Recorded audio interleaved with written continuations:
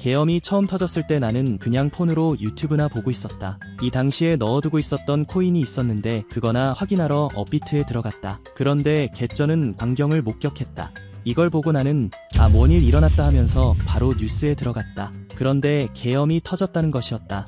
그 순간 바로 가족한테 달려가서 부둥켜 안아서는 윤석열의 폭정이 시작됐다고 울기는 개뿔 인스타로 친구들과 담소 좀 나누고 코인 커뮤니티를 보면서 다음날 주가를 걱정하며 바로 잠에 들었다. 전혀 심각하게 받아들이지는 않았다. 그런데 다음날 보니 뉴스는 정말 심각하게 받아들이고 있었다.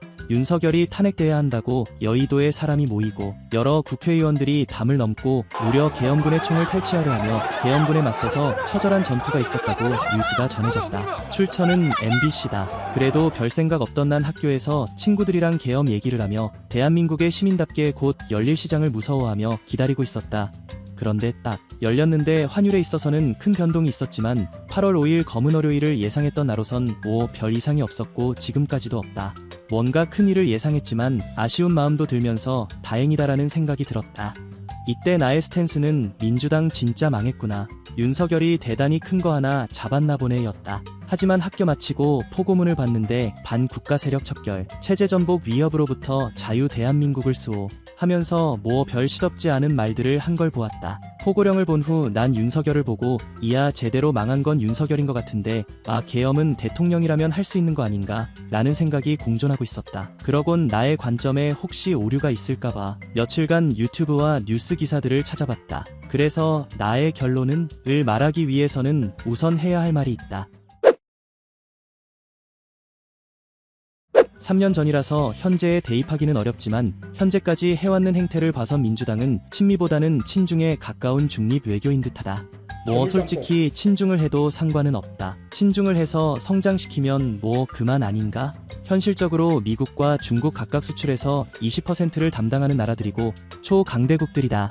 그런데 트럼프가 초자국주의를 내세우면서 친미 안 하면 관세 폭탄을 준다는데 포지션을 정하기 어려운 딜레마에 빠져있는 한국이 불쌍하기만 하다. 그래서 민주당이 문재인의 중립 외교 시즌2를 할 걸로 예상했는데 이재명이 이제는 중국의 단물도 다 빠지고 트럼프 때문인지 친미 정권으로 바꾼다고 하니 당선되면 어떻게 할지 궁금하다. 보통 우파들은 이제 북한과 통일은 물 건너갔다고 말하지만 난 통일은 언젠가 해야 할 한민족의 과제라고 생각한다.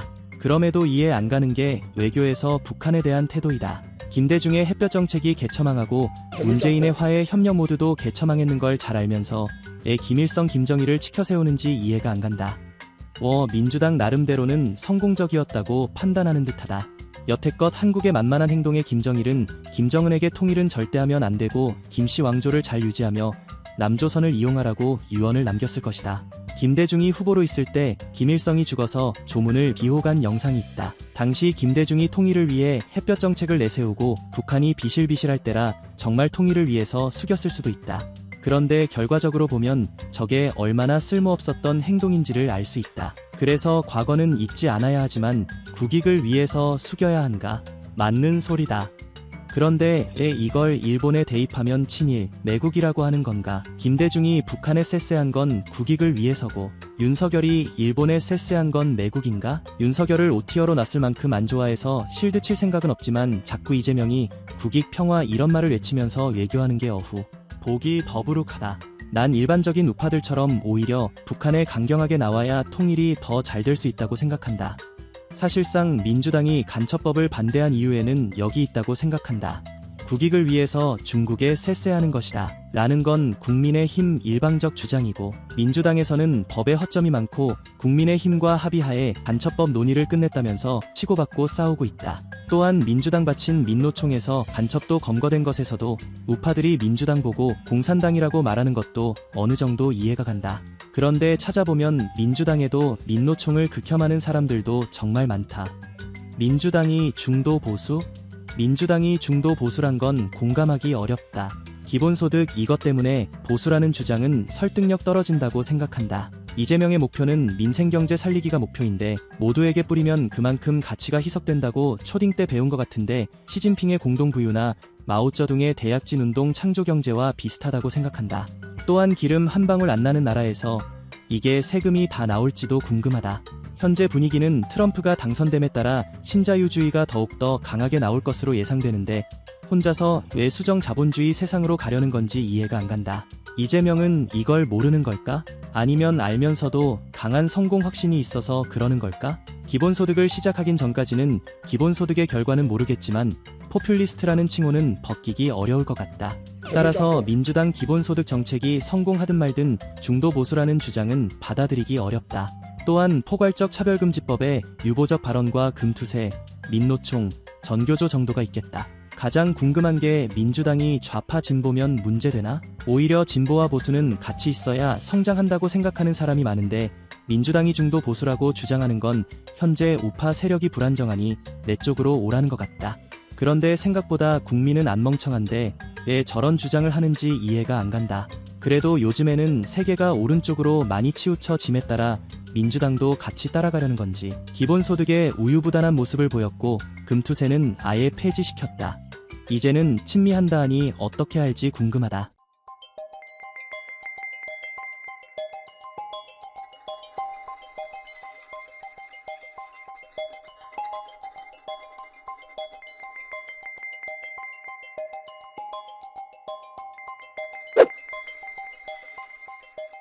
사실 전편에서 윤석열 다루면서 다 했던 거라 조금만 다루겠습니다. 외교적 측면에서는 뭔가 논란거리나 잘한 게 뉴스에 전혀 안 뜬다.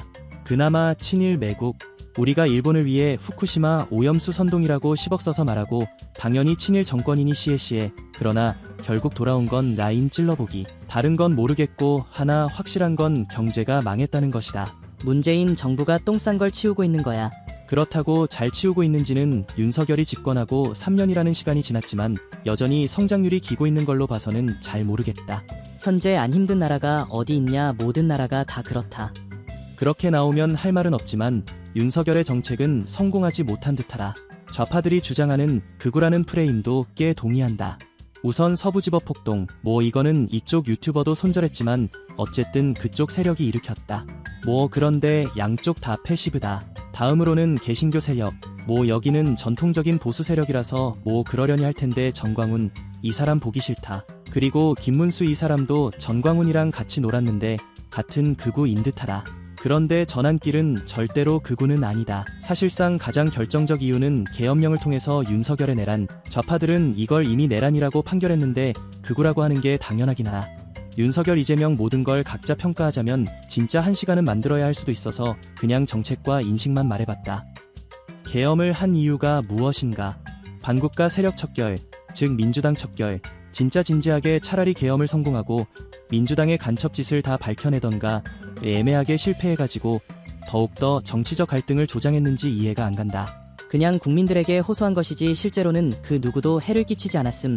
그냥 좌파들이 과민 반응하는 거임. 그런데 국회의 군은 왜 투입함? 적당히 국회에 투입해서 계엄 해체를 지연시키며 선관위에 더 많은 군인을 투입해서 부정선거를 밝히려 했음. 그렇다면 부정선거 잡으려고 무려 계엄을 발동시켰음. 그거랑 29번 탄핵, 세금 깎은 거. 난 이해가 안 간다. 부정선거에 대해 많은 의혹이 있었어도 사실이 아니라면 어쩌려고 이런 카이사르나 할법한 초강수를 두나 의문이 든다. 29번 탄핵과 세금 깎은 거, 여기서 특히 29번 탄핵 이것 때문에 나름 중립적인 위치를 취하고 있다. 그렇게나 윤석열 자신이 당하고 있었다는 걸 알리고 싶었다면 갑자기 뜬금없이 아프리카TV로 라이브 키면서 호소했으면 더 좋았지 않았나 싶다. 그리고 계엄 자체가 너무 부정적이다. 모든 나라가 다 부정적이게 느껴지겠지만 특히 계엄의 아픔이 있는 한국에선 더욱더 부정적이게 느껴진다. 아무리 민주당이 입법 독재를 해도 민심을 확인하면서 계엄을 해야 하는 거 아닌가? 민심이 다 돌아선 상태에선 뭔 짓을 해도 안 들어줄 텐데 너무 감정에 호소하는 느낌이다. 원래는 압도적으로 이기고 있었지만 민심을 확인하지 못하고 무조건 멸공만 외치던 장제스의 국민당이 생각난다. 윤석열은 임기 내내 지지율 최악을 유지하며 결국 당도 망가뜨리고 이재명한테 정권을 넘겨줘서 우파들한테도 역대 최악의 대통령이 될 확률이 높아 보인다. 영상 만들면서 느낀 게 DJ 측근들이 불법 대북 송금해서 특검 당하는 거 노무현이 거부권 안 써줬다고 DJ 측근이랑 호남들이 개빡쳐서 노무현 탄핵시켰는데 계엄 따위는 안 쓴 게 대단하다. 어쨌든 계엄에 있어서 우파 세력들이 말하는 좌파의 입법 독재라는 타이틀과 좌파 세력들이 말하는 우파의 군부 독재 재실현이라는 타이틀을 씻을 수는 없을 듯하다. 개인적으로 윤석열이 탄핵당할 확률이 90%는 되고 이재명이 당선될 것 같은데, 그러면 사실상 윤석열이 이재명을 당선시켜준 것이 돼버릴 것 같은데 국민의힘에서 어떻게 나올지 궁금하다. 어쨌든 총나의 스탠스는 양비론적으로 헌법재판소의 의견을 따를 것이다. 탄핵이 안되면 윤카이 사례의 계몽이고 탄핵된다면 윤두창의 일장춘몽. 이쯤 되면 생각되는 게 있다. 윤석열은 법에 대해서는 누구보다 잘 알고 탄핵 가능성이 높은 걸 잘 알고 있을 것이다. 그러나 윤석열은 자기 당의 지지율이 낮고 총선에서 대패하니깐 사실 당을 위해서 계엄을 한 것이다. 뭔 개소리야. 탄핵당하면 국힘 의원들도 버리겠지. 그러나 윤석열의 계엄 이후 민주당의 이해할 수 없는 짓들이 드러났고 민주당의 책임도 있다는 걸 밝혀서 윤석열 본인 때문이겠지만 기고 있었던 국힘의 지지율을 윤석열이 다시 많이 올렸다. 다음 대선에서는 박근혜 탄핵과 다르게 국민의힘이 당선될 수도 있을 것 같다. 심지어 이재명의 최종 판결 날짜와 윤석열 판결 날짜가 비슷하다. 진짜로 윤석열은 자신이 탄핵당하더라도 이재명만은 맞고 당을 위해서 계엄을 했을 수도 있다. 까지가 장난 반 진담 반으로 예측해본 것이다. 현재 탄핵이 패션 탄핵이 된 상태에서 계엄도 패션 계엄이 되지 않을까 걱정되고 여전히 대한민국의 정치는 최악보단 차악을 뽑는 위치에 있는 듯하다. 원래 이번 편은 요즘 정치 상황과 계엄에 대해 말하려 했는데 시간 관계로 계엄만 말해버렸다. 다음 영상은 지금 현재까지 대한민국의 미래인 고딩인 제가 생각한 비정상적인 정치 상황을 말해보도록 하겠습니다. 시청해주셔서 감사합니다.